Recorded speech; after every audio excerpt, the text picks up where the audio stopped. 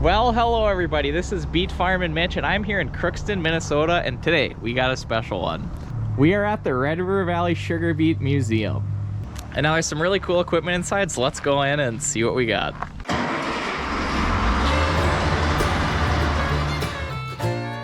Welcome to the Red River Valley of North Dakota. A land flowing with milk and honey. You're watching Beet Farmin Mitch.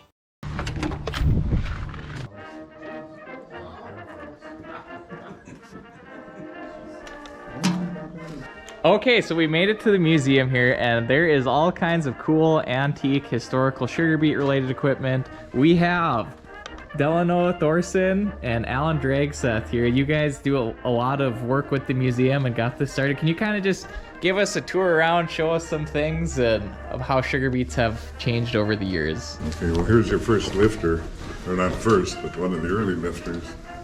One row at a time. The beets slid up and over the top and fell back down on the ground.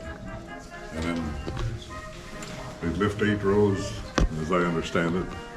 And the migrants would come back through and grab 2 rows in the center and pile them, throw them over on top of the 2 rows on the outside. Come back down the field and take the other 2 rows, so there was a 4-row space. And then they'd pull a plow through, it was called a float, and they would smoothen the area off.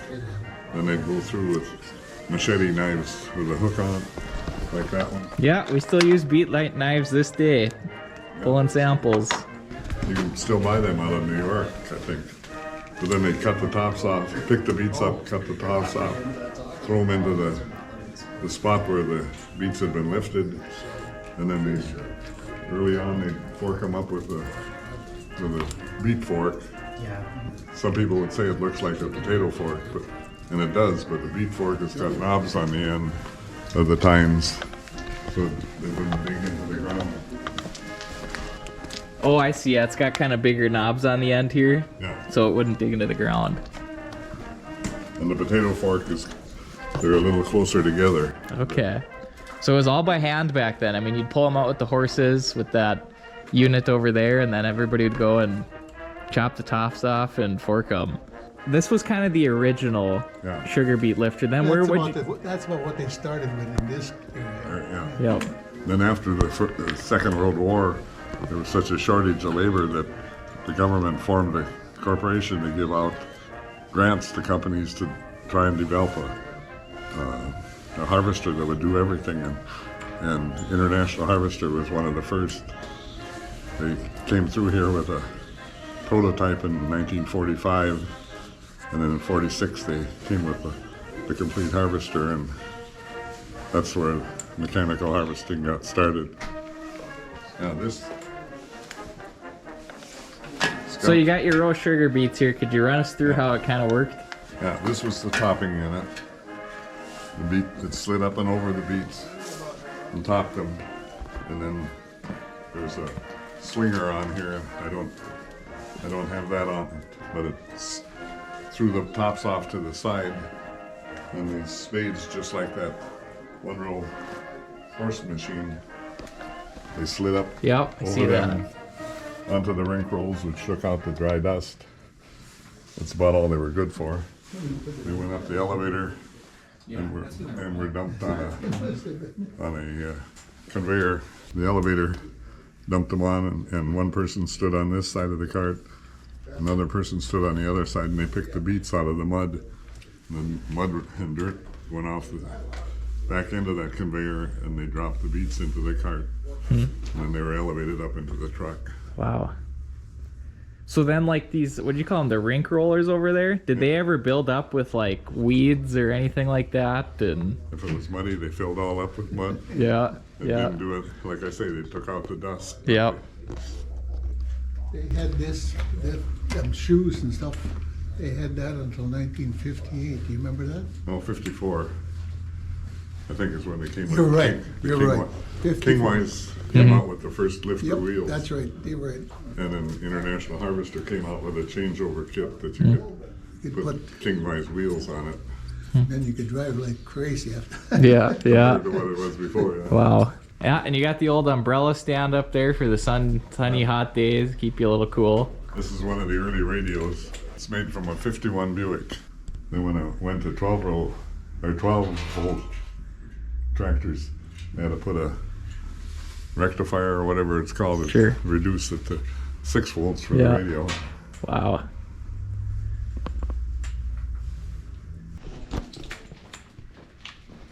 So this is the first row finder over here? Yeah, it was developed by a farmer south of town here by the name of Lyle Keel. And he patented in well, this patent is 61, but 58 was when they first came with 3-row lifters. And it was not really easy to keep a lifter on the roll.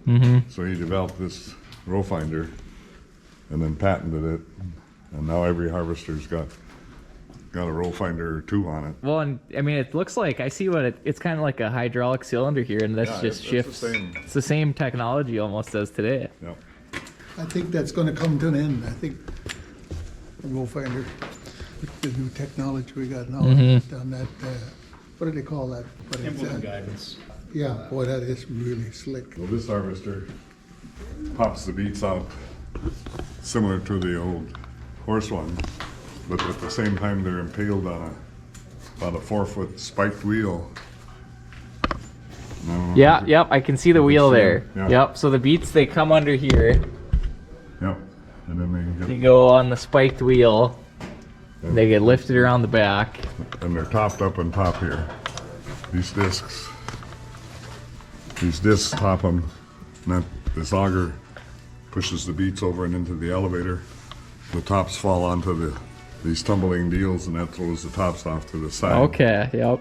Tops are really good livestock feed. It's like feeding them X-Lax. Sure, yeah.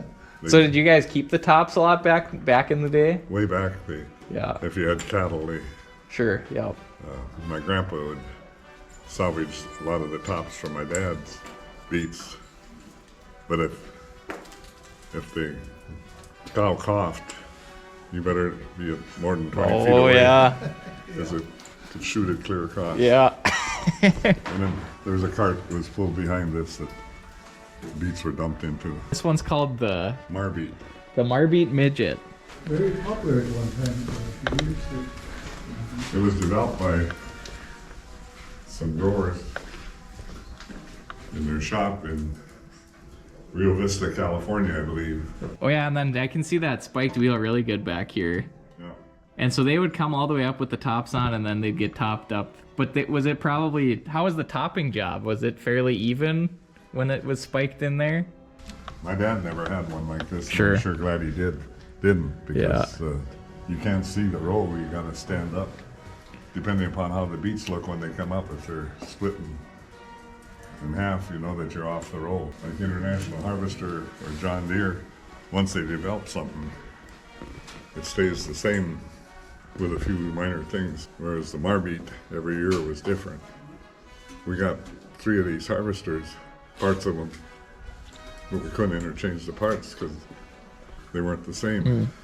Well, some parts are, but Right, but they made a lot of changes, and so it wasn't always the same. and this one popped the beets way out in front. This is the scalping unit here, and these wheels are the finder, and they're driven off from the left wheel. Okay. Shaft across. Oh, yep. So this is like a PTO shaft, kinda, that runs and that tops them. Yep, there's a knife behind it, Oh, I got you there. I see that. Okay. and then these wheels rake the tops off to the side. So this is kind of when the lifter wheel started about, or was it instead of the V-shaped or the spikes? Is this kind of more of like a lifter wheel style? Well, when we got this given to us, we also got a 1-row manual, and in there it says, in muddy conditions, a rimmed wheel works better than these spiked wheels. Well, all we have around here in the valley is mud. I've never seen a John Deere lifter come out from the company with rimmed wheels on it. It's always the spiked wheel. Yep. So it's basically just a spiked wheel. It's not actually like a full-blown lifter wheel. But you kind of see some reminiscence of today with the mini paddle shaft there and everything. 1957 was my first year to work in the beets in the harvest. I graduated from high school and it got to be a real wet fall, and one of my neighbors, I can remember going over to his place and he cut off every other spoke and welded a plowshare edge onto it. And so he got a rimmed wheel. He didn't have to go so deep. Oh, interesting. Now you're asking if the rink rolls wrap up. This one shows what. Oh yeah. But that's not real bad. That's right. So that just kind of cleans some of the dust off, and that's about it. Yeah, the grab roll was the biggest invention. Huh.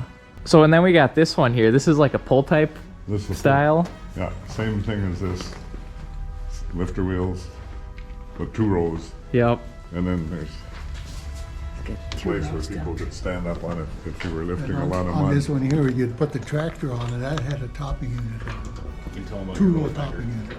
Like the front of the tractor had the topper on it? Yeah. Okay. Do one job right down through the field. And then this is probably one of the first trials at a row finder. Mm-hmm. Somebody was supposed to sit on here and hitch move. Oh yeah. well, your My sister. I have a twin sister, and that was her first job. She sat on that seat there, and she steered that thing. And I'm sure by the time she got the harvester back on the road, whoever was Yes, they were driving it was off the road the They other were side. slow. It would have made a big difference on who was driving the tractor. You had to be pretty strong to turn that if you were No, it moving. wasn't too bad, but it was Okay. slow. I think most guys either bolted or welded it. They hit solid. Okay. Just pulled it. And then this had a motor on the back. Or I got my dad to buy a used one, and I put a shaft here and ran it. They were made from the factory. You can see here where they were designed to go through here with the power shaft. Okay. So you had power takeoff. Bearing went on there, and they took the engine off. Okay. That engine came from that harvester that my dad bought in '57, and I just had it. I don't throw anything away, and so Yep. So this is a little gas engine on here. yeah, Yeah. yeah. If you Okay, so it's basically just a bigger version of the single row. yeah. It's got those rink rollers and it's bigger conveyor, and this one's got kind of not really a big tank, but you know. No, and it was a direct load all the time. Yeah. Right. Yeah. And then there's a spot over on this side for 2 people to stand if it's really muddy. Did you have pickers on it, Delano? Huh? Did you have pickers on Oh, here? yes. Oh, yes. And we had that, plus we took all this off in 1952, I think it was. We took all this stuff off and put the third person in here, because we couldn't get rid of the dirt. We were getting sent back with our loads. And So you'd have people picking lumps out and stuff up there. Yep. On the Then we still couldn't get it, so then we had another person that sat on top of that engine over there and picked dirt too. Oh, geez. So we had 3 people picking dirt off. It still got turned back out of the loads. See, we never had anybody picking. And then when we got all done with the day, my dad and Lawrence Grove, we were digging beets for him. They sat down and figured it out. We hadn't dug enough beets to pay the help. So that's when we quit and left the rest of it in the ground, because it was only getting about 2 tons to the acre. See, on the International Harvester, the beets are dropped on a conveyor belt and they pick the beets out of the mud. On the John Deere harvester, they pick the mud out of the beets. And I don't know which is harder. You could talk about that all day and you'd never win, because some places it would work better to pick the beets, and some places it would work better to pick the dirt. Yeah. Wow. The first year they came out, they had a totally different wheel here. So then this is another one of those old style. Yeah, that's an old one. Yeah. So is this like a horse-drawn one, or is this? Yeah. But you had to walk behind and the Right. walk on that. Got it. Oh. That rough going. Right. With the beets popping out. They- And, Chatham, DVD that I've got from the Chatham, Ontario beet factory. They show horses pulling this, but they're not steering it. The guy's walking out here driving the horses, and so Yeah. there wouldn't be any acres in the United States that were growing anymore if they had to. Oh no, it's amazing how much hand labor was involved back in the day compared to the mechanical stuff now. They got the thinner here, and that's something we don't do anymore because we got the monogerm beet seed, and this was multi-germ. So back when you guys grew beets, or I mean, back in these days when you grew beets, what was some of the stuff you had to do that you don't have to now? Well, the thinners were used on monogerm seed too. Oh really? Okay. Oh yeah. Was that because the planters were not as accurate back then, or they were just going on too thick? No, they weren't. Well, The germination wasn't. yeah, that no, good. you're right. With the planters too, were Yeah. Sure. and our seed beds are much better than they Sure. used to be. Okay. Interesting. I'm not sure where this picture came out of. Somebody's storeroom, and they were going to throw it away. And Yeah, don't throw that away. That's cool.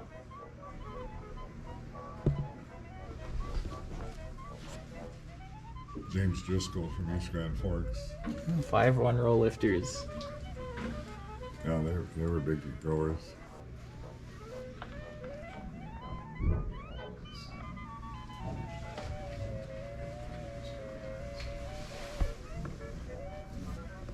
Well, over on this one stand, we got tickets from 1923. We got So these are from 1923. yeah. Shows the weights. August Jerkin from Eldred.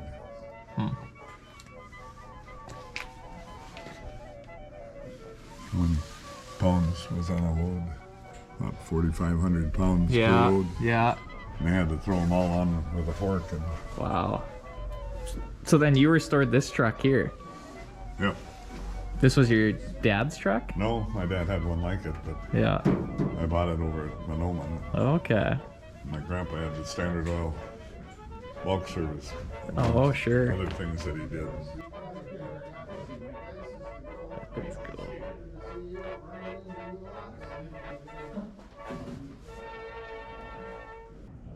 Sugar Museum. There you go. This is what Jerry Clausen got when he left Mason City. They gave him that says Beet Harvester pre-1947. Oh, there you go. That's the harvester before 1947. So then this stand here, is this like some of the thinning and Yeah. planting stuff, or just thinning? No, this is just thinning. Originally, they came out with, Eversman came out with this thinner. Can't remember the name of that one, but all they did was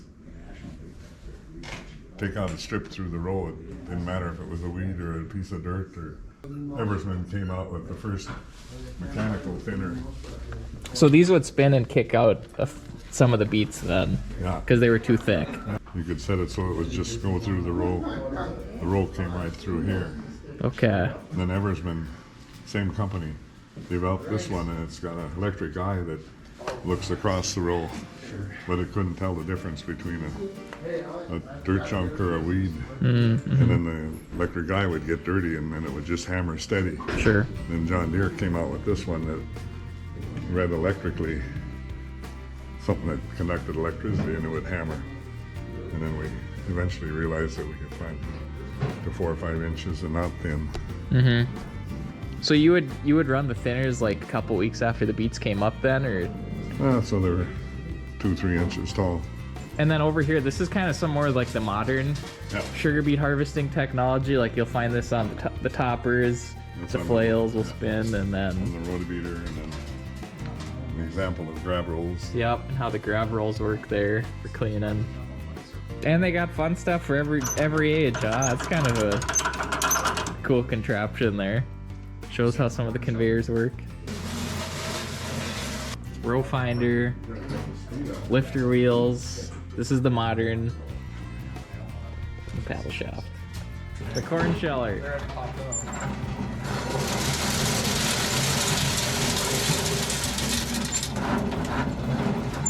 And then the toilet paper comes out here. Yeah, there you go. We had one like that, Lee. We had ours was a John Deere, and Johnny Duffner's got it. So you guys have a harvest show every year. When is that? Second weekend of September. Second weekend of September at the Sugar Beet Museum in Crookston. Be sure to come and check it out. We have a tractor pull and dig beets. We got a steam engine out Some back. years we We'll thrash. be thrashing wheat. It's pretty cool, but I usually run that John Deere there, and that's you should see how loud it is. The 1-row one over here. Yeah, because there's a big. It pulls apart, and that part is right behind your head, and the beets are not small. Yeah. You won't wonder why old guys are deaf. Yeah. The picking table is made out of metal. It's a big metal circle. Yeah. So the beets are falling on this half-inch sheet of steel, and bang, bang, bang. It's bang. awful. And the beets were big in those days. Right. Yeah, they thought they had to have them this size in the early days to have a decent crop. Sure. Okay. And then after we bought the company, they, through research, figured out that smaller beets, but of the same size, kept better in the pile and were easier to process. Because these would go from big to little, all different sizes. Uniformity wasn't very important back then yet. So. 4-row road here. Oh, no way.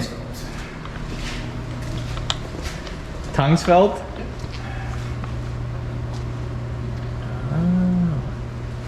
I can't tell you everything about it, but I can tell you it's loud. Sure. So this does like most of the leaves, and then that kind Yeah, so this one's going to do the, I say 2-row, right? Scalp it, and then, so that gets a lot of it off, and then if I remember right, it's got sideways flails. of. Yeah. So that'll clean the 2 rows, and then there's like a really tiny drum inside. Oh yeah. A little Okay. bit sparse compared to what Yeah, we used that's right. That kind of dusts off the top there. Wow.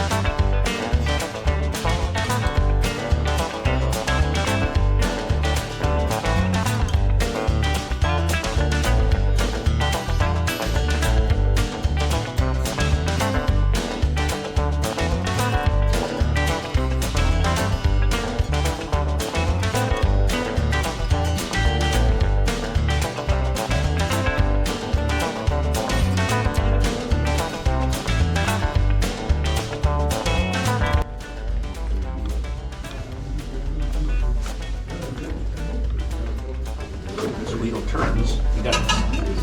And that disc is, then that turns. So your scraper's always turning with the wheel. All right, we're gonna try and fire up the gas engine on the 2-row lifter here.